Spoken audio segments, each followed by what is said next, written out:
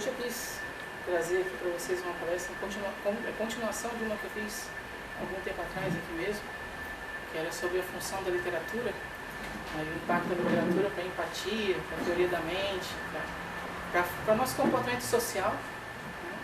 E em função do dia do Halloween, que está chegando, e eu gosto muito de histórias de terror e tal, e eu acabei descobrindo recentemente que a psicologia estuda bastante as histórias de terror também.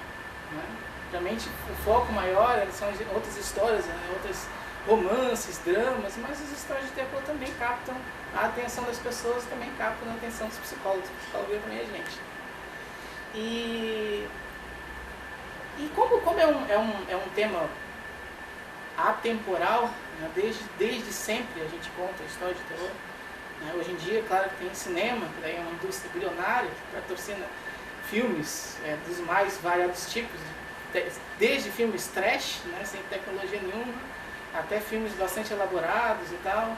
Temos livros também, que são muitas vezes agora lançados em série e tal, mas sempre, desde que as pessoas se reuniam ao redor de uma fogueira, em qualquer tipo de sociedade, as pessoas contavam histórias épicas, contavam histórias de amor e contavam histórias de terror também. Isso é curioso porque o que faz, né, o que faz a gente sentir medo nas histórias? Né? E por que essas histórias são tão antigas? Né? Por que elas deram certo? Por que esse tipo de comportamento se mantém até os dias de hoje? Uma vez perguntaram o que amedrontava o John Carpenter. John Carpenter é um diretor e autor, né, daquele filme. Assim. Vocês devem saber com certeza a história, né, que é o Halloween, aquele cara com a máscara branca. Foi um dos primeiros daqueles slasher filmes, né, aqueles filmes de terror tipo Jason, Sexta-feira 13, assim. O Halloween foi o primeiro, né, em 78. Então isso que ele fez aquela lá, que foi o que deixou ele famoso, depois ele fez outros filmes mais ou menos do mesmo estilo de filme de terror. Né? Então ele era um cara que as pessoas podiam pensar que ele era bem pouco sensível ao medo, porque ele trabalhou a vida inteira dele dirigindo e escrevendo filmes de terror. E daí a resposta dele foi interessante, porque ele disse que o que amedronta ele é a mesma coisa que amedronta qualquer um de nós. E justamente por isso, ele falou que justamente por isso que o gênero de terror é tão impactante. Ele consegue exatamente captar aquilo que tem em todos nós. Então, de uma certa forma, a gente teme existe um núcleo, né, uma forma básica de terror que está presente em todos os seres humanos e que a gente teme mais ou menos a mesma coisa. Né? Uma outra característica dessas histórias é que elas funcionam mesmo com os céticos. Ou seja, você pode colocar alguém que jura que não acredita em bruxa, que jura que não acredita em fantasma, e você coloca ele para ver atividade paranormal e essa pessoa vai ficar com medo. Né? Por quê? Porque aquela história, mesmo naquele momento, ela é iludida a acreditar que aquilo ali faz sentido. Porque o medo faz isso. Todo mundo que tem medo de alguma coisa, né, medo de barata, por exemplo, é um bicho extremamente inofensivo. Mas se você disser isso para alguém que tem medo de barata, a pessoa fica bem raivosa, porque para ela a barata é um bicho perigoso, naquele momento que ela está vendo a barata e pronto, acabou. Né? O medo faz isso, o medo distorce as nossas percepções. Né? Ele amplia as nossas sensações e a gente acaba sentindo, mesmo acreditando que aquilo ali não faz sentido. Né? Então, essas histórias, elas têm esse núcleo universal e a gente vai ver que esse núcleo universal ele moldou os 3 principais personagens das histórias de terror, né, que é o vampiro, o lobisomem e o zumbi. Cada um deles vai simular uma característica da nossa natureza. Eles não são suscetíveis ao ceticismo, né, as pessoas são iludidas por eles mesmo sendo céticas, e assim eles vão atrair as pessoas. A questão é, o gênero de terror, né, as histórias de terror, é um gênero, né, da literatura, é um gênero do filme, enfim, é um gênero à parte, de uma coisa bem maior que é a ficção.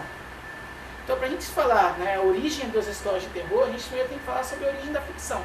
Para que servem as ficções?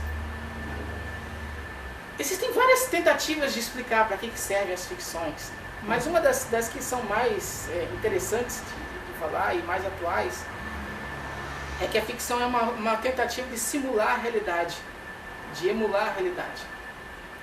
Então, todas as obras que a gente tem, né, escritas, aqui tem muitas obras, né, elas vão sempre simular conflitos eminentemente humanos.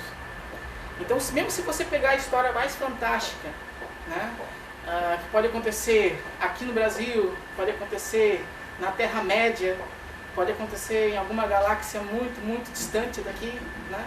Mas as histórias, os conflitos, os valores, os dramas daqueles personagens, os romances daqueles personagens, eles vão ser eminentemente humanos. Não é possível para a gente criar uma história que não seja humana, mesmo que a gente use personagens fantásticos para contar aquela história. Então, quando você vai pegar os conflitos do Senhor dos Anéis, né, que é uma história toda, aquela elfo, não sei o que lá, né, mas todos os dilemas deles são humanos. Né? Ela vai ficar naquela terra, ela vai perder a imortalidade, mas ela pode ir para a terra dos homens e casar, ou ele vai pegar o anel, vai jogar não sei aonde, ele pode morrer ali naquele negócio. Né? Então, tudo isso são dilemas que as pessoas viverem em determinada sociedade, e a gente muitas vezes vive esses dilemas até hoje, só que são contados com um fundo fantástico. Né? Que daí aquilo acaba chamando a atenção das pessoas. Né? E essa é a maravilha da ficção, né? Porque ela consegue tornar os estímulos mais salientes. Né? Em psicologia, estímulo saliente não é um termo mais... O estímulo saliente é aquele estímulo que ele está em destaque. E por ele estar em destaque, ele chama mais a atenção da gente. Então, quando você coloca uma história com dramas humanos num contexto fantástico, aquilo acaba chamando mais atenção do que se você colocasse num contexto normal, né? Porque daí aquilo ali não seria tão excitante, vamos dizer assim. Né? Até por essa característica da ficção simular a realidade, que eu acho que alguns enfim, a psicologia podia usar bastante isso. Né? A gente, em clínica, tem uma coisa chamada biblioterapia, que às vezes é feito por alguns pacientes, que é basicamente o paciente lê sobre... Muitos interpretam que é como se o paciente fosse ler sobre o transtorno dele. Então tem livros até que você pega, manual do paciente, que o paciente lê sobre o TDAH que ele tem. É um livro escrito para ele, não é escrito para o profissional. Né? Só que eu acho que essa biblioterapia também poderia ser feita com romances. Porque grande parte dos dilemas que as pessoas têm no dia a dia delas, outras pessoas já tiveram aquilo ali. Outras pessoas que tiveram aqueles mesmos problemas ou aqueles mesmos conflitos, escreveram sobre esses problemas, esses conflitos. E muitos desses livros que elas escreveram sobre esses problemas e conflitos se tornaram clássicos da literatura. Por isso que eles são clássicos, porque eles conseguiram captar aquilo que é de mais universal na gente. Então, por isso que uma obra de Shakespeare é lida 500 anos depois. Uma obra de Jane Austen é lida até hoje também. Apesar de ser século XVII, século XIV, né? Ou mesmo as mitologias, mitologia grega, mitologia nórdica, são todas histórias de mais de 2000 anos atrás. Mas até hoje elas ainda fazem sentido. Porque mesmo naquela realidade, eles com um monte de limitação, de vislumbre de uma tecnologia que poderia fazer aquilo ali, mas mesmo naquela realidade eles conseguiam criar histórias que conseguiam lidar com os universais humanos, e por isso elas se tornaram universais. Não é qualquer história que se torna uma história universal. Né? Você pode ter um best-seller, que é lido, todo mundo compra aquilo ali, lê durante um tempo, daqui a pouco todo mundo já esqueceu. Né? Esses são os best-sellers que deram certo, que se mantiveram durante muito tempo. Né? Independente, muitas vezes, de língua. Né? Você tem obras clássicas russas, por exemplo, de um tempo em que praticamente ninguém, até era condenado a pessoa que lesse russo, por causa da guerra e uma série de coisas. Ainda assim as pessoas liam. Né? As pessoas queriam lá as obras Dostoiévski, queriam as obras do Tolstói, queriam as obras daqueles autores, porque apesar de todo aquele conflito que era você ser considerado um comunista, ser considerado um monte de coisa, você queria acessar aqueles personagens, queria aprender com aqueles personagens. E é essa a função da literatura, ela simula a realidade para você aprender com ela. Então nós aprendemos com os personagens que nós lemos nos livros. Né?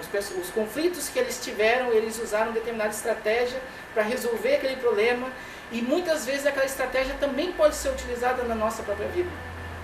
Então a ficção, né, não só no livro, mas no filme, quando alguém está contando uma história para alguém, ela simplesmente está contando uma história que trata de uma característica eminentemente humana e que traz um aprendizado com ela. Traz alguma coisa que você pode utilizar no seu cotidiano. As histórias de terror, não são diferentes. Apesar da maioria das histórias, né, tratarem de romance, né, porque muitos conflitos acontecem por causa de romance, mas existem uma boa parte de histórias também falando sobre terror, sobre medos, que é esse o tema de hoje especificamente. Né? Então, as histórias de terror, só para pegar o gancho, elas são aquelas que vão tratar sobre os temas relacionados àquilo que a gente teme. E não só aquilo que a gente teme, mas o que a gente deve fazer para combater aquele medo de determinada forma. Certo? Só que esses medos, eles estão um pouco desadaptados, vamos dizer assim. Eles estão um pouco atrasados. A nossa evolução cultural foi muito mais rápida que a nossa evolução biológica. Isso significa que se você perguntar para alguém, né, mesmo morando em uma cidade, maior cidade do estado, né, tipo Joinville, e daí você pergunta a pessoa, o que mata mais aqui? Né? O carro ou uma cobra? Dificilmente, ou o que é mais perigoso, melhor perguntando, o que é mais perigoso, o carro ou a cobra? Uma boa parte das pessoas vai dizer que é a cobra. Né? Elas vão ter mais medo da cobra do que o carro. Apesar de que o carro mata 300 pessoas por dia. Não que a cobra não mate, né? Mas é bem menos, até porque a gente tem um antídoto hoje em dia, tem um monte de coisa que dá para fazer para prevenir aquela morte. Um acidente não, né? É muito difícil isso acontecer. Por que isso acontece? A gente chama de princípio da savana, isso aí. Que esses nossos medos, o carro é uma coisa muito recente da nossa história. A gente nunca teve que lidar com carro. Né? Então até quando tem filme, você for olhar filmes de terror, tem sempre uma cobra, tem sempre uma aranha, mas aí você faz um filme sobre um carro assassino que mata todo mundo, ele não fica legal. Né? Então você pegar o Christine, né? É uma porcaria aquele filme. Né? Então por quê? Porque ele não está de acordo, não assusta a gente um carro que mata todo mundo. Mas uma cobra, aí já é outros 500, né? Uma aranha ou um bicho assim. Né? Ainda que a gente não vai estar em contato com ele na nossa, pelo menos não se a gente não for em determinados lugares. Então, esse princípio da savana vai dizer que tem medos que são muito ancestrais e eles captam muito mais nossa atenção, muito mais o nosso interesse. Né? Então a gente sente muito mais medo de determinadas coisas e não de outras. Certo? E essas três criaturas, o vampiro, o lobisomem e o zumbi, vão justamente trabalhar sobre esses medos bem universais, bem elementares da gente. Né? Bom, então vamos começar. Primeiro assim, ó, o que eu vou falar para vocês hoje, né, é sobre é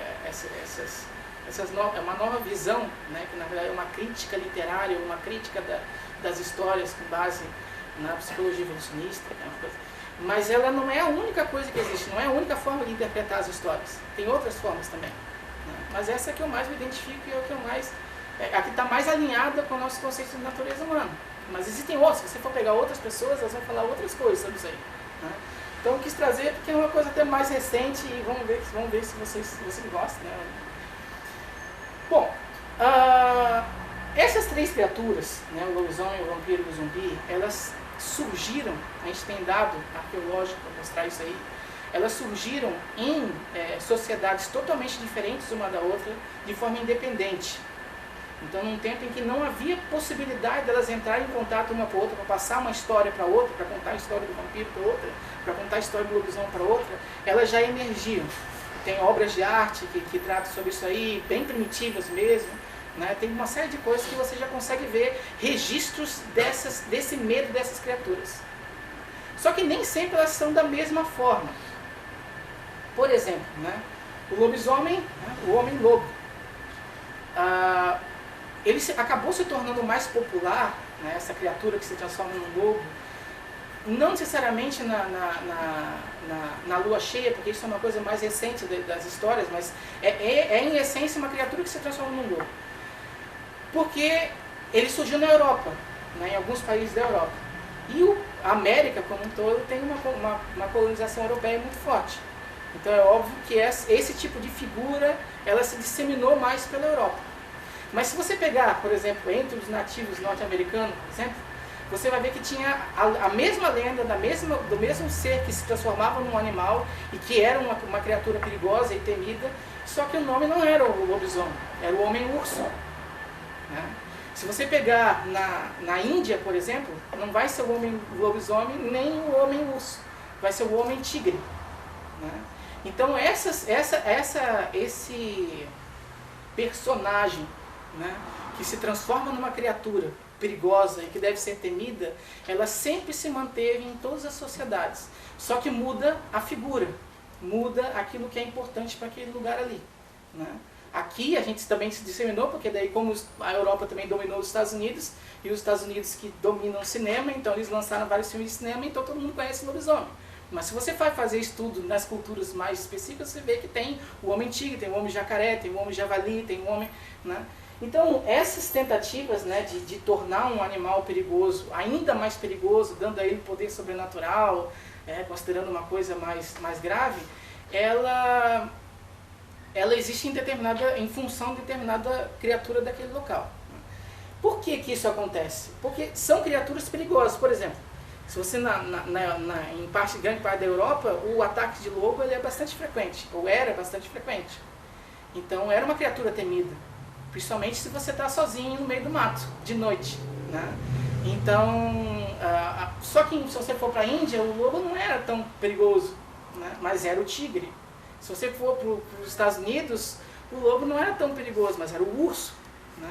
Então eram sempre criaturas que tinham um poder de destruição, um poder predatório sobre o ser humano e que de alguma forma elas deviam ser mais temidas do que as outras. Então atribuía-se a ela características fantásticas. E junto com essas características fantásticas vinha o aprendizado, ou seja, como é que você mata o lobisomem, né? Uma das formas mais comuns, né, mais disseminadas de você matar um lobisomem é com um tiro de uma bala de prata. Aí vem a pergunta, se você está no meio de uma floresta, de noite, sozinho, quais são as chances de você ter uma arma carregada com bala de prata? Né? Praticamente nenhuma. Então que aprendizado que a pessoa tira dessa história? Que você não tem recurso para enfrentar o lobo. Então você tem que fugir dali. E que era a estratégia mais inteligente, porque o lobo ele ataca em bando. E é um bando coordenado. Então se você for enfrentar um lobo sozinho, a chance de você não voltar para casa é muito grande. Aquelas pessoas em compensação que tinham esse mito na cabeça, que tinham esse medo na cabeça, alimentado por essas histórias extraordinárias e que ele só podia ser morto com uma bala de prata, né? Não enfrentavam o lobo, daí tentavam fugir e voltar para casa. E iam passando aquilo adiante. Certo? Então o mito, né, do lobisomem, ele coopta essa característica da gente de temer determinados animais que são extremamente predatórios para o ser humano naquela sociedade em específico e conferir a ele uma característica sobrenatural para tornar ele mais saliente, para tornar ele mais alvo das atenções e as pessoas temerem mais ele. O vampiro é um pouco diferente do lobisomem, né? Ele também nasceu de forma independente, só que ele tem uma... Dá uma ligadinha no ventilador para mim, por favor. Que eu pedi para desligar, porque aqui ficava muito perto para gente. Não, mas tem como ligar só isso? Eu não sei se dá para ligar só. Tá? Tá, obrigado. O vampiro ele é um pouquinho diferente dos outros, né? Ele também nasceu em diferentes culturas ao mesmo tempo, só que você tem a lâmia, você tem o dhampir, você tem vários tipos de vampiros diferentes. Na Grécia, em vários lugares da Ásia, na Europa, em algumas partes da Europa, você tem vampiros na África, você tem vampiros típicos da América do Sul, você tem vampiros típicos da América do Norte. Em cada uma das culturas diferentes tinha uma característica do vampiro, né? Eles eram diferentes em essência, mas eles tinham uma coisa que unia todos eles, né? Que era a tendência de você sugar a energia vital de um ser humano. Então por isso que dá para colocar todos eles dentro de um pacote, né, dos vampiros. Uma das hipóteses principais para a gente entender, que é usada para entender esse mito do vampiro, né, por que as pessoas desenvolveram isso aí, é porque é uma explicação pré-científica de por que as pessoas adoeciam, né? Então existia... hoje em dia é muito fácil para a gente, é muito cômodo para a gente dizer que a gente fica doente porque contraiu uma bactéria ou algum vírus ou algum tipo de micro-organismo, porque isso aí é normal, a gente já sabe, né? Tem tecnologia, tem remédio, tem um monte de coisa. Mas isso é coisa de décadas para cá, né? Há muito pouco tempo atrás não se sabia, não tinha a menor noção de esses seres vivos, ou alguns não vivos, mas que não poderiam ser vistos ao olho nu, né? Então, quando uma determinada pessoa adoecia, né, sem uma causa observável, uma causa aparente, lógica, que atribuía uma relação de causa e efeito para aquilo ali, ela era considerada uma vítima de um vampiro. As pessoas atribuíam, chama-se atribuição de agência. Ou seja, você atribui aquela doença ou aquele fenômeno a um agente, geralmente um agente sobrenatural. Então, quando a pessoa atribuía, né, esse adoecimento do vampiro, elas tentavam fazer alguma coisa para contornar aquela situação. Então você via o principal sinal, né, que as histórias sempre trazem, né, é a pessoa começar a ficar pálida, anêmica. Praticamente todas as doenças, quando elas estão no início, né, e são uma doença um pouquinho mais grave, vai gerar anemia, vai gerar palidez na pessoa. Então alguma coisa precisava ser feita. O que eles começaram a fazer? Né? Muito provavelmente por tentativa e erro, porque isso também é uma outra... é mais ou menos com o que acontece com... Existe uma droga que eu não vou lembrar agora qual é o nome da droga. Mas é uma droga que ela combina dois componentes da natureza e que, se você usar a regra da probabilidade, dá assim como se fosse... A pessoa ia testar por causa e efeito para a vida inteira aquilo ali. Né? Até ela pegar duas plantas totalmente isoladas, mas que tinha naquela mesma região, e descobrir que aquilo ali dava um barato para ela, né? E isso ia demorar bastante tempo. Mas alguém conseguiu descobrir, né? E usou aquilo ali. Da mesma forma, né, pode ter acontecido com as histórias de vampiro. Alguém conseguiu descobrir algum tipo de elemento na natureza que conseguia reduzir o risco da pessoa morrer, ou aumentar, ou melhorar a saúde daquela pessoa, de alguma forma. E esse elemento que eles descobriram foi o alho.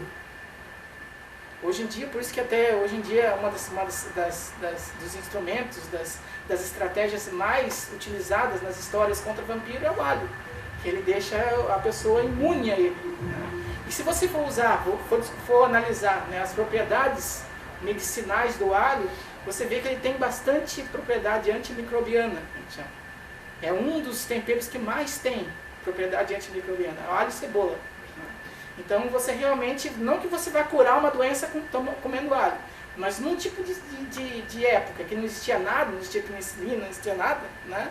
Ou a pessoa ia morrer, ou ela tinha que fazer alguma coisa para melhorar um pouquinho, então pelo menos o alho dava uma aliviada. Se não fosse uma coisa tão grave, ela conseguia se curar, então o vampiro ia embora.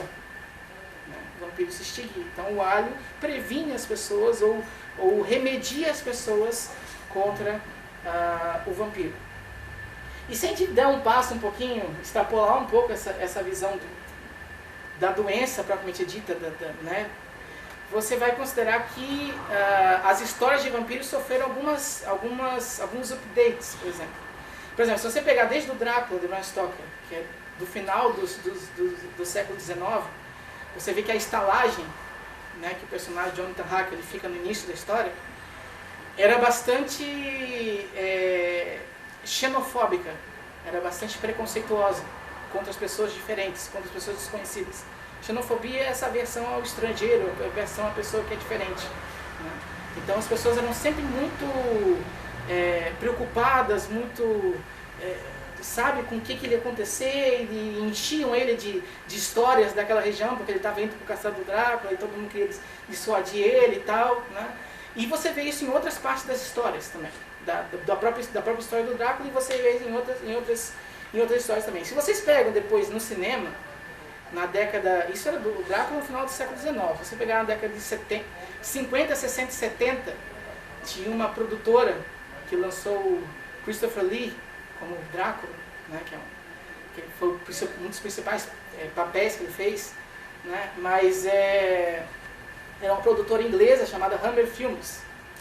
E essa Hammer Films fazia vários filmes de terror. Ela, na verdade, fazia reprises dos clássicos da Universal. Né? E daí ela fez vários filmes de terror. E quando você pega, sempre era uma constante nas histórias.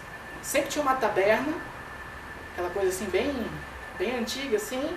E daí todo mundo ali bebendo e brincando e tal. Aí chegava uma pessoa desconhecida, que na verdade quase sempre era um parente da vítima do vampiro que estava indo lá atrás tentar descobrir o que tinha acontecido com um amigo dele ou com um parente dele. E daí assim que ela entra naquele recinto, todo mundo para. Né? E daí começa a franzir o rosto e a tratar aquela pessoa com desprezo.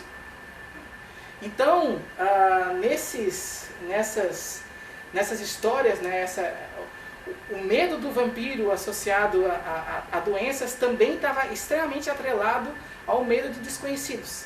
E isso faz sentido, né? Porque a probabilidade de um desconhecido portar uma doença que você não tenha uma memória imunológica para tratar é muito maior.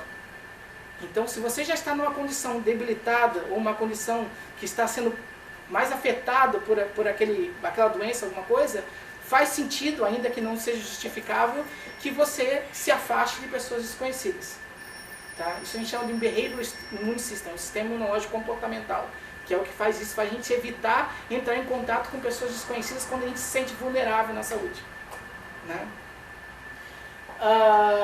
Então era basicamente isso aí que acontecia. E a gente também não pode esquecer que nessa época, tanto no final do século XIX quanto na década de 50, eram épocas bastante tumultuadas na nossa sociedade mesmo, que eram sociedades que produziam os filmes. Né? Então, se você pegar, eram guerras entre povos diferentes, então essa aversão também à pessoa diferente de você, né, acabava também sendo reforçada pelo momento histórico que a gente estava vivendo nessa época, tanto no final do século XIX quanto no metade do século passado. No final da Segunda Guerra Mundial, início da Guerra Fria, aquele período ali tenso. Tá?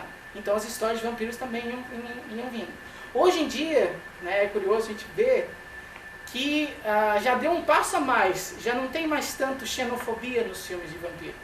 Né? Agora os vampiros já não são mais aquelas pessoas que são o diferente, que são o isolado, não sei o que lá. Né?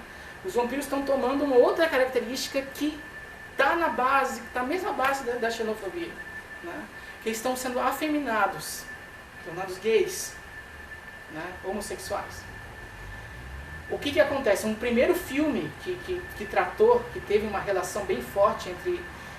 até a própria Hammer já tinha feito filmes, tem a Carmilla, tem alguns filmes disso aí. Mas o primeiro filme que teve uma relação forte entre uma coisa e outra, entre homossexualidade e vampiro, foi Entrevista com o Vampiro. Com Brad Pitt, com Tom Cruise e tal. Né? Que é um filme da década de 90, bem na época em que as pessoas estavam com bastante pânico moral com relação à AIDS, que estava se disseminando. Né? Então a nova doença, né, que os vampiros começaram a retratar na tela era essa aversão a pessoas com orientação sexual diferente de vocês. Né? E isso é interessante porque é o mesmo mecanismo que promove a pessoa a ter aversão com o estrangeiro, é o mesmo mecanismo psicológico que promove a aversão a homossexuais. Está relacionado com aquilo que a gente chama de sensibilidade ao nojo. Né? Então, de uma certa forma, os vampiros sempre reproduzem nos contos ou na televisão medos de contaminação daquela época que as pessoas estão vivendo e acaba que dá certo muitas vezes. Deu certo com o alho, né? Deu certo com o estrangeiro, já não tem mais tanto esse preconceito no contato real, né? Ainda existe, mas ainda está bem mais amenizado. E agora é a hora da homofobia, ser combatida, vamos dizer assim, com as histórias dos vampiros. Né? Então tem essas, que talvez seja o terceiro e último passo, né, que está nesse momento tratando essas histórias. Mas o vampiro não é só uma coisa relacionada à doença. Né? Tem um aspecto do apelo sexual dos vampiros também. Né? Tanto para os homens quanto para as mulheres. No caso dos homens, as figuras dos vampiros, em todas as histórias, né? Não todas as histórias, se você pegar Nosferatu, por exemplo, do Murnau, ele não vai ter essas características. Né? Mas se você pegar desde o Vampiro do Polidori, que é a história que John Polidori foi o cara que criou o conto que inspirou o Bram Stoker a escrever o Drácula. Né? Então, se você pegar desde aquele vampiro, ele é um cara aristocrático, né?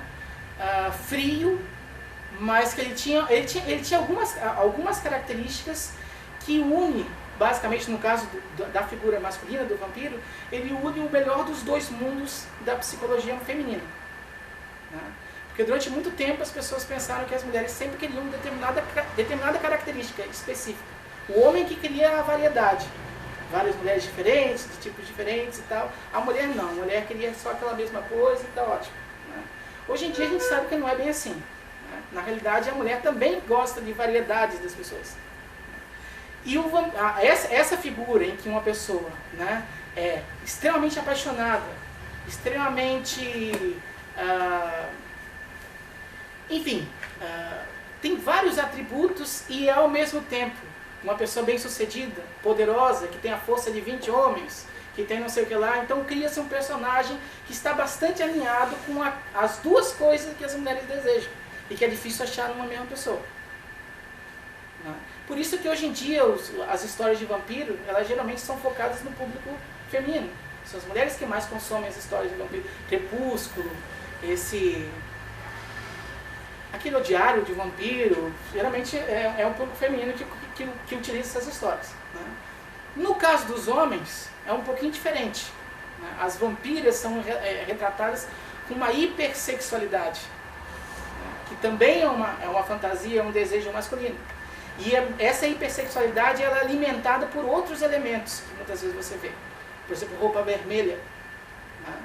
Então, roupa vermelha, né, diz que até o efeito vermelho, ele está muito relacionado com esse impulso sexual, então as vampiras são sempre retratadas mais ou menos isso, ou as noivas dos vampiros são sempre retratadas com um vestido vermelho, né, e as pessoas olham aquilo ali porque acham que é bonito, né, mas tem um significado, tem uma razão de por que é vermelho e não é branco, ou por que é vermelho e não é preto, ou por que não é azul, né, é porque o vermelho sinaliza exatamente aquilo que o escritor, o autor, ou o roteirista, enfim, quem está produzindo aquele filme quer que desperte nos homens que vão assistir. Né? Então essas duas, os vampiros eles também acabam sinalizando, né, não apenas o aspecto da doença, mas o aspecto também da sexualidade, desde sempre.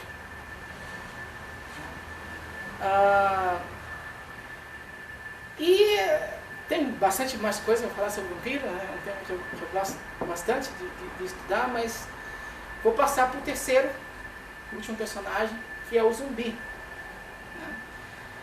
Se você pegar as histórias de zumbi, principalmente jogo, né? Se você pegar a partir de 2000 e você for analisar, cresceu 3.000% o apelo das pessoas por zumbi.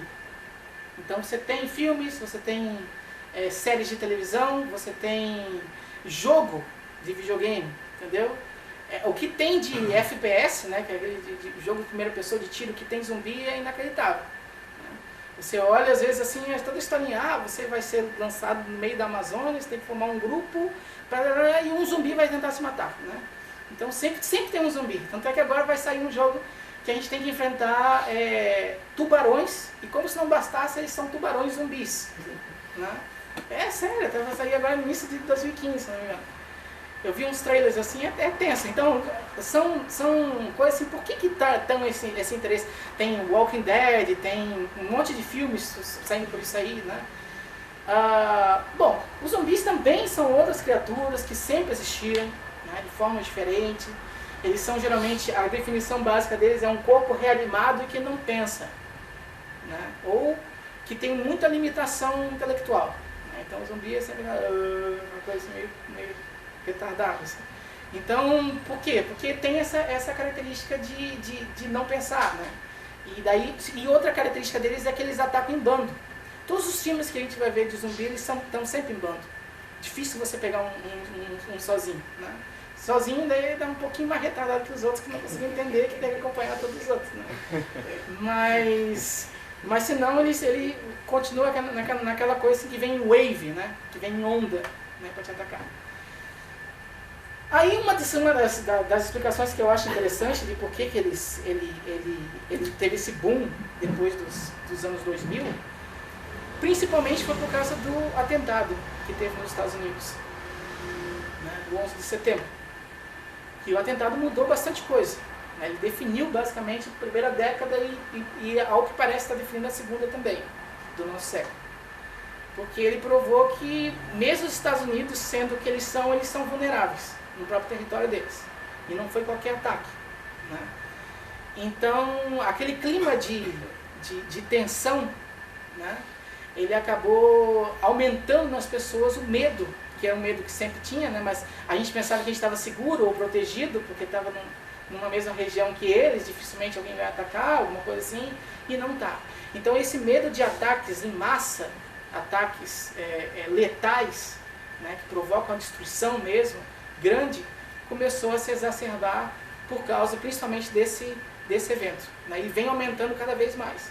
Porque daí, seguindo aquele lá, teve vários outros atentados, e geralmente perto de um atentado, alguma coisa, saem novas produções relacionadas aos zumbis. Que são, na verdade, pessoas que realmente foram, podem ser interpretadas metaforicamente como pessoas que foram manipuladas por alguém para fazer determinada coisa e acabar com aquela região.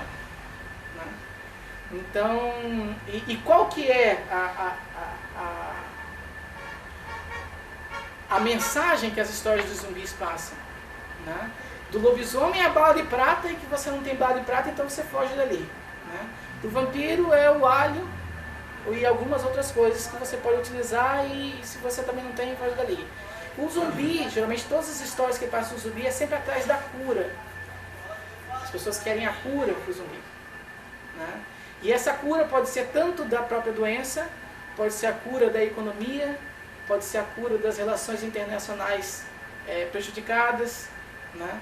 Então essa busca por criar uma harmonia, vamos dizer assim, para que os zumbis não se tornem um apocalipse zumbi, né? É o principal conflito envolvendo essas histórias de terror de zumbis. Tá? Então, para finalizar, né, queria deixar claro assim, que essas histórias de terror, e especificamente esses 3 personagens, eles são fruto da nossa natureza, mas eles são o tempo inteiro moldados pela cultura que a pessoa vai ter. Então aqui é o lobisomem porque a gente foi mandado pela Europa para acreditar no lobisomem. Mas se você for em outro lugar, é o homem tigre. Se você for em outro lugar, é o homem jacaré. Então o ímpeto de atribuir a algum animal perigoso uma característica sobrenatural é a nossa natureza. E a cultura dá forma a esse personagem. Como que a gente vai transmitir aquilo ali? É uma coisa o vampiro.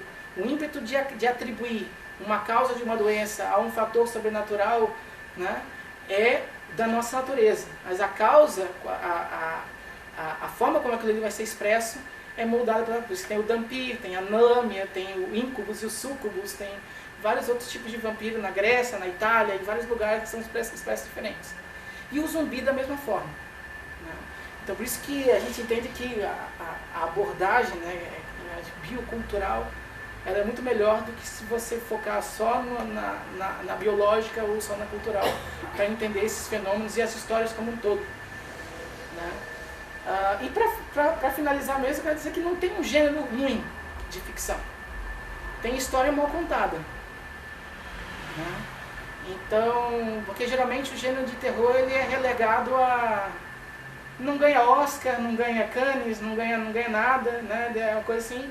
E na realidade eles contam histórias também, eles trazem características que poderiam de alguma forma ser trabalhadas, né, com as pessoas, ser desmistificadas com as pessoas. Então as histórias de terror elas também têm uma relevância, né? Mas tem aquelas que são bem contadas e tem aquelas que são mal contadas. Né? Então era isso. Alguma pergunta? Eu me corrija se eu estiver falando besteira, mas eu conheço pouco de histórias de vampiros, mas pelo que eu conheço, geralmente também tem algo relacionado a crucifixo para afastar. Você tem algum estudo que diz o porquê disso? Então, assim, o crucifixo, você vai lá a história, né, é porque vampiro, na realidade, ele era uma realidade. Não tem nenhum relato de vampiro real, mas ele era uma realidade na Idade Média. E tem alguns lugares ainda que ainda existem. Se eu for para alguns lugares, não.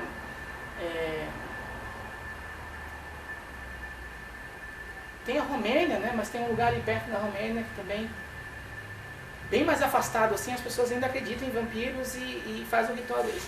Então o que eles faziam com a pessoa? A pessoa morria e ela era empalada no caixão dela, quando tinha uma suspeita de vampiro. Então não é, hoje em dia tem aquele simbolismo do coração. Isso é uma coisa recente. Não existia. Na realidade a pessoa era empalada na barriga, ela era colocada mesmo no espeto, porque o objetivo não era acabar com o coração dele, porque o coração é a vida. Isso é um simbolismo recente. Né?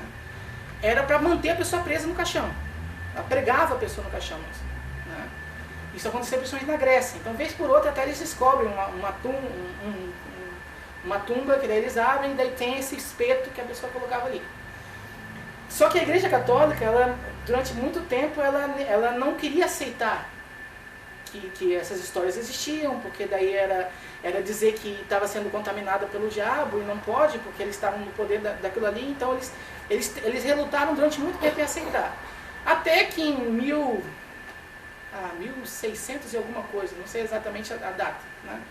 Mas um doutor, né, que naquela época fazia aqueles doutorados assim, imensos de 20 anos, né, ele escreveu uma tese defendendo por que a igreja deveria aceitar o vampiro e o que a igreja poderia oferecer para acabar com os vampiros. E daí surgiu a ideia do crucifixo. Né? Crucifixo e coisas religiosas, água benta e uma série de coisas.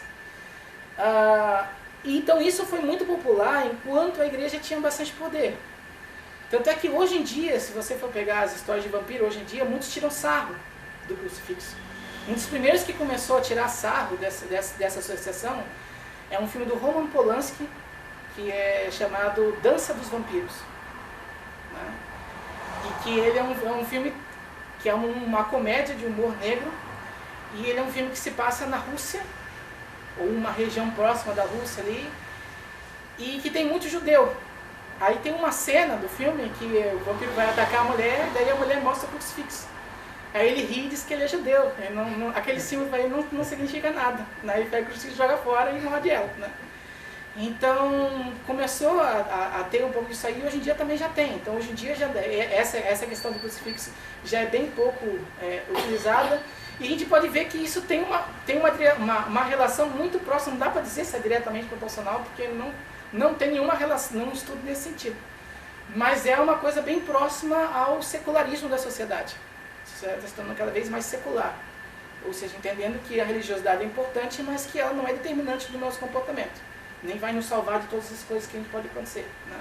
Então, conforme a gente vai entendendo que existem outras coisas que dá para nos salvar, né, a gente diminui um pouco a necessidade de recorrer a isso aí. Até porque, se você for olhar, né, aquela questão do vampiro como uma doença, né, as religiões, ou as divisões das religiões, por que no Brasil a gente tem 300 e poucas, sei lá, denominações religiosas, e no Canadá tem 15, apesar da dimensão ser parecida, né? Porque aqui no Brasil, por ser uma região mais tropical, a gente é muito mais assolado por doenças diferentes e tal, e tem também o fator que não tem muita condição de tratar, né? As pessoas têm muito, adoeceu, é difícil, né?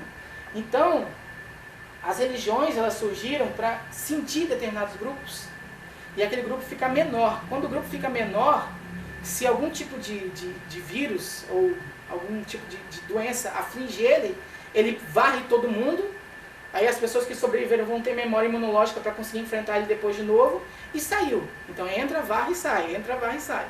Se você não tem essa separação do grupo, se tem uma coisa só, aquilo nunca sai, porque aquilo vai passar para todo mundo. Entrou uma vez em algum, vai passar para todo mundo. Né? Então, quando as pessoas começavam a cindir esses grupos e a desenvolver o preconceito com relação a outros grupos, que é o que a gente vê até hoje em dia, né, conflitos religiosos. Então, conflitos religiosos não são necessariamente pela religião, são por esse mecanismo que trata outra pessoa como um fator de contaminação. Entendeu? A religião é um reflexo disso aí. Né? Então, esses conflitos religiosos, eles acabam nascendo por causa desse tipo de comportamento. Então, quando você tem a noção de que existem outras formas para você tratar aquele problema, aquela coisa ali, você diminui essa necessidade, né, de recorrer a artefatos religiosos. Então o vampiro pode ser tratado com penicilina, vamos dizer assim. Tá? Então, basicamente isso. Eu também queria perguntar, vamos que na sua resposta você já entrou um pouco na minha pergunta. Né? De acordo com o que você contou, quando começou a ser datado a criação dessas personagens fictícias, foi no período que também já tinha a criação de personagens e pontos para a explicação de fatores, de fenômenos, que é a criação de deuses, religião, si. Então, a minha dúvida é, em que determinado momento, todos esses elementos que faziam parte da crendice e da verdade de um povo, de um vilarejo, se separou o que é mito e o que é religião, o que é realidade. Sendo que hoje em dia, tem fatores que são histórias que as pessoas acreditam, não estou falando de religião de uma maneira geral, e tem outros que as pessoas desconsideram como uma historinha qualquer. Como, por exemplo, agora sendo, talvez, entrando numa heresia. Eu sei que um crucifixo não me salva de um vampiro, mas eu sei que uma hóstia me salva de um mal qualquer. Então, qual foi o fator predominante para separar aqueles elementos que, a princípio, são tão parecidos, um foi tão, até hoje, verdadeiro, e outro foi considerado algo tão infantil, entendeu? Então, a interpretação que as pessoas vão dar para aquelas histórias. Se você pegar, por exemplo, né, uma das coisas mais... Se você pegar uma pessoa que lê um fundamentalista religioso, né, ele não necessariamente acredita em tudo que está na Bíblia. Porque muitas daquilo que está na Bíblia vai contra aquilo que ele mesmo está falando. Né? Então ele faz uma leitura parcial daquilo ali. Né? Isso a gente faz o tempo inteiro. Não só com leitura de Bíblia, a gente faz com leitura de outras coisas. Aquilo que é relevante para a gente e que a gente sabe que tem uma possibilidade fácil de a gente acessar aquilo ali, a gente recorre. Aquilo que muitas vezes não é, a gente acaba não recorrendo. Por exemplo, tem muitas pessoas que não são pessoas religiosas, mas aí contraem determinada doença, aí tenta fazer tudo, não consegue, aí recorre à religião para tentar amenizar, mesmo que ela condenava antes. Né? Então isso também é um fenômeno que acaba acontecendo. Então aquela visão que ela tinha antes, ela acabou mudando, aí entra dissonância cognitiva, aí entra um monte de fenômeno psicológico que explica por que a gente analisa. A gente nunca analisa as coisas completas, ainda que fosse o ideal. Né? O ideal seria você pegar todas aquelas variáveis e tentar comparar elas para conseguir criar uma opinião sustentada, mas não dá, né? Porque daqui a pouco sempre vai ter alguma coisa que vai colocar em xeque aquilo ali que você acredita e às vezes é melhor você colocar por baixo do tapete. Né? Então é basicamente isso. Então às vezes algumas pessoas podem acreditar em determinadas coisas e achar totalmente ilógico a pessoa acreditar em outras coisas. Por exemplo, uma pessoa que, só pegar um católico, né, ele pode achar totalmente ilógico a pessoa acreditar nos santos, nas figuras do candomblé. E as pessoas do candomblé acham totalmente ilógico as pessoas acreditarem em determinadas coisas. Então, no fundo, né, é a mesma história, mas só que uma é a minha, a outra é a sua, entendeu? Então, o que é meu é o mais importante. Então, é basicamente isso que acaba acontecendo. Os três personagens que você colocou, Vampiro e lobisomem. Vampiro e lobisomem. Isso. Os três não têm vida, né? Eu não tenho ideia do zumbi. Ele não tinha vida em si, né? Não seria uma forma de expressão do desconhecimento da morte e essa exploração, esse medo, que os três personagens propostos é o medo? Sim. Qual é a relação deles com a morte? O medo da morte, principalmente. Eu não tenho medo da morte, mas sim. Antes, se eu souber que eu vou morrer, eu vou ficar desesperado. Eu só falo assim porque eu desenho, claro. Sim. Mas a gente nunca tem a certeza, né, de enfrentar esse momento que é inevitável. Né? Então, esse medo da morte ele é muito mais marcante no vampiro. Né? Porque o lobisomem ele é vivo. Ele só se transforma num lobo, depois ele volta a ser o ser humano normal, ele é normal, vamos dizer assim. Né? O zumbi, ele morreu, mas ele não reflete sobre a vida. Né? Ele é um autômato cego, que ele vai simplesmente seguindo aquele período dele ali. Não. Nas histórias de vampiro você tem mais isso, que é a questão da imortalidade, das reflexões que eles fazem sobre aquilo ali e tal. Né? Então sim, em grande parte é por causa disso, do desconhecido. Tudo aquilo que é desconhecido, ele alimenta várias fantasias, várias criatividades da gente. Né? Se você pegasse... mas se você pegar, quando não se conhecia o que era, o que existia além do mar, né? Criava-se a ideia que tinham monstros que iam pegar o barco, que atravessava aquilo ali. Então, tudo aquilo que é desconhecido, ele acaba desenvolvendo nas pessoas porque aí é livre, porque ela não tem nenhum dado de realidade para aquele tempo. Então, tudo que ela acreditar, tudo que ela escrever, ela vai ser aceita. Exato. O nosso medo é do vampiro nos matar, do lobisomem nos matar. Sim. Ah, sim, nesse sentido sim, os 3 estão relacionados com a morte da vítima, sim. São os medos básicos da gente, de morrer mesmo. Não que existe, igual você falou, existem pessoas que passam, elas não têm necessariamente esse medo de morrer. Mas é uma coisa que praticamente ninguém desejaria, vamos dizer assim. Né? Então, isso que essas histórias acabam se munindo disso aí, com certeza. Os 3.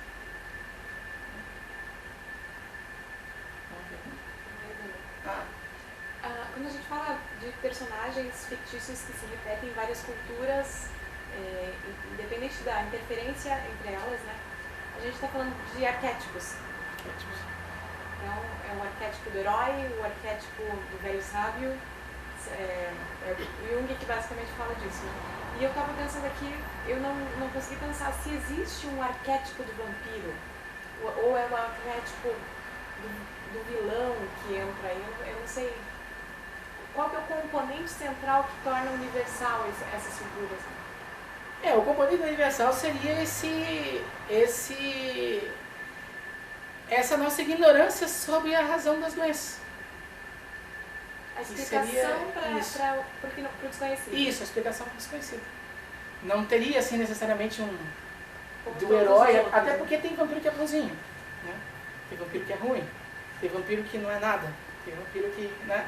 Então tem várias histórias que eles vão trazer vampiros com mentalidades diferentes. Mas aquilo que é universal neles, que eu digo que é universal, são as características, basicamente, né? O padrão de vitimar, o comportamento, que é sugar a energia vital das pessoas. Seja por sangue, seja na lâmina que ela sugava por um beijo que ela dava lá, que não tinha sangue, mas ela ia drenando a energia das pessoas. Tem íncubos e súcubos que são considerados demônios e vampiros ao mesmo tempo, que eles sugavam através de relações sexuais a energia das pessoas. E então sempre chegava nesse mesmo pacote? As bruxas, eu não sei dizer, mas as bruxas eram um pouco mais porque as bruxas são bem mais históricas do que fictícias mesmo, né? Porque o vampiro em si nunca ninguém viu, né? Então se contava as histórias sobre aquilo ali, mas as bruxas existiam, né? A igreja viu durante o tempo. Mas as bruxas, elas não que os feitiços faziam efeito, mas existia mesmo, era uma filosofia que existia naquela época muitas vezes, né? E bruxo também, né? Não é só coisa de mulher, porque também coisa de mulher às vezes é para alimentar preconceito, né? Porque eram as mulheres que eram perigosas, né? Em várias histórias tem isso, né? Mas tinha um bruxo também. Muitos padres, inclusive, praticavam feitiçaria, né? Daí, se fosse bruxo, a igreja podia né, arrebanhar. E a mulher não, mulher é fofoqueira. Então, basicamente isso aí. Mas não sei assim exatamente o arquétipo específico que seria, mas é nessa ideia de que existem elementos universais que vão ser transformados num tipo de vampiro, num outro tipo de vampiro, num tipo de lobisomem, num tipo de lobisomem, num tipo de criatura, num outro tipo de criatura. Tira a vida do outro, mas não necessariamente não tem vida, né? Porque se o lobisomem tem, não é um arquétipo. Isso. É tirar a vida do outro que não vai ter vida, né? Se for feito. Isso é interessante. A minha parte da bruxa, assim, pouco que eu sei, é porque eu vi assim, alguns filmes que pegavam essa temática da bruxaria, era porque naquela época a mulher não tinha o poder dentro da sociedade, enquanto os homens trabalhavam, elas se dedicavam mais a fazeres domésticos ou de algumas coisas de plantio, etc.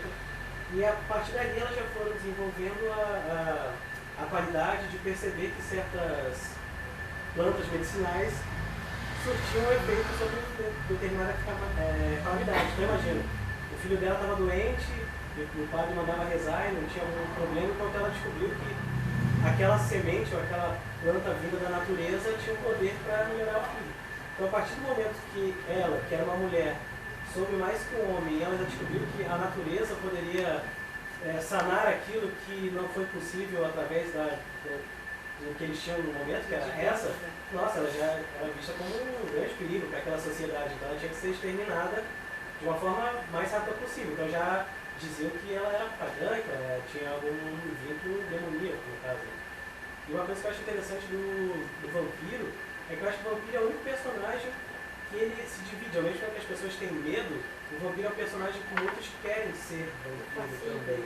Porque ele tem, acho que ele é uma das criaturas que tem dois pontos interessantes do homem. Enquanto a maioria tem uma parte do homem e uma parte ruim, bestial, uma parte que você não quer.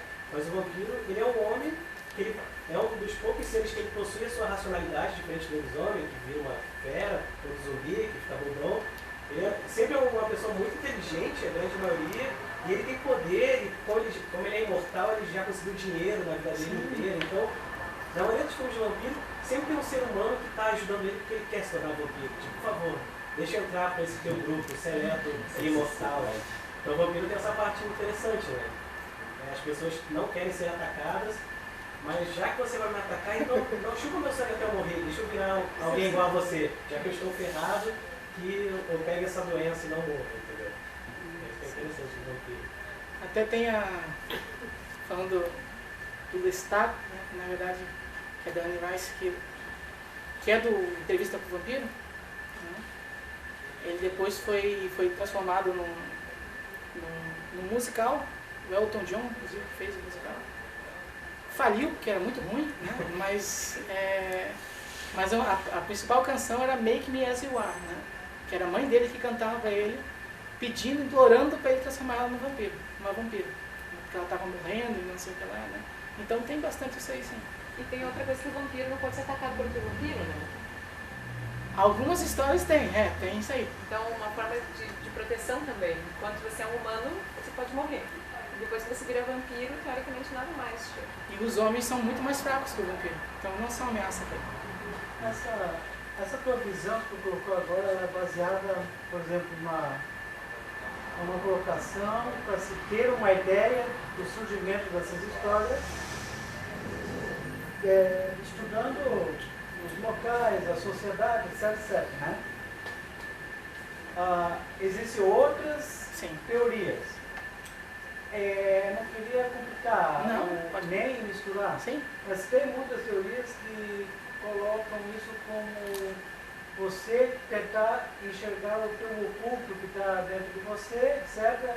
Que esse lobisomem é você, porque tu vira de um lado para o outro, o vampiro é você mesmo, etc. Então existem também outras... Existem, por exemplo, você tem bastante a psicanálise, né, durante muito tempo ela tratou bastante das histórias. Tanto histórias infantis, ela fazia a leitura das histórias infantis, quanto de qualquer tipo de história, né? Então você tem a visão psicanalítica bastante forte nas histórias. Que era basicamente isso aí, você ia projetar determinadas coisas em determinado personagem, então você não se identificava com o personagem, você se identificava com a sua projeção nele. Né? Então também tem, né? Hoje em dia ela não tem mais tanta força, né? Porque não... o problema da psicanálise era que ela era baseada no que o Freud falou, né? E o que o Freud falou era pronto e deu, né? E não é assim que, né? Não é bacana, porque é uma visão enviesada da coisa. Então, por causa disso, ela caiu um pouco no descrédito, então ela não se configura mais tanto. Mas tem na psicanálise, tem de outras também visões diferentes que você trabalha também, os contos e tal, né?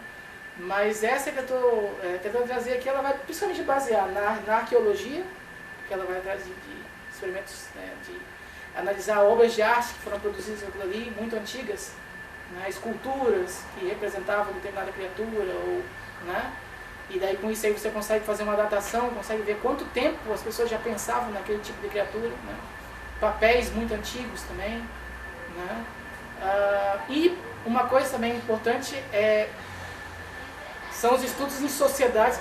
Hoje em dia já é mais difícil isso existir, né?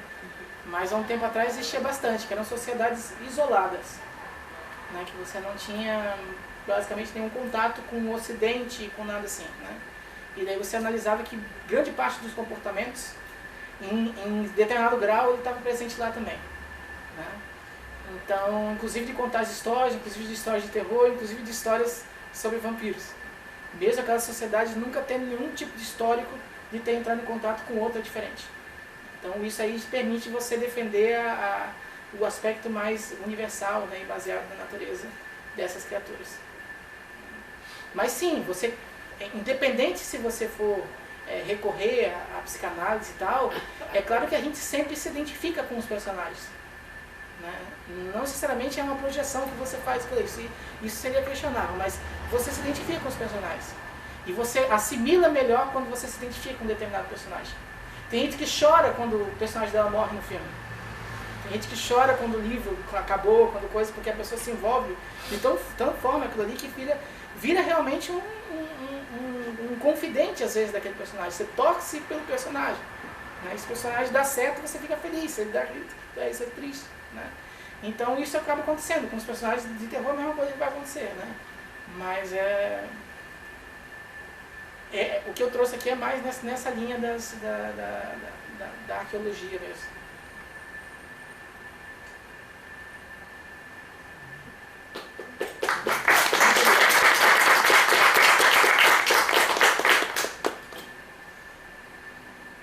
É isso, boa noite, bom Halloween, né? Agradecer o pessoal de ter vindo. Muito obrigada, obrigada, professor. Muito obrigado. Espero que todo mundo tenha gostado. Eu já vou aproveitar para convidar vocês todos. Dia 21 de novembro nós vamos ter um sarau aqui na livraria. E assim vai ser voltado para a cultura, porque o mês de novembro é dia do músico, da cultura. Então teremos alguns músicos, alguns poetas declamando, pintor, fazendo uma arte. Vai ser esse momento bem agradável também. Então, se puderem vir, a partir das 7h30. Todos vão. Tá bom? Muito obrigada, professora.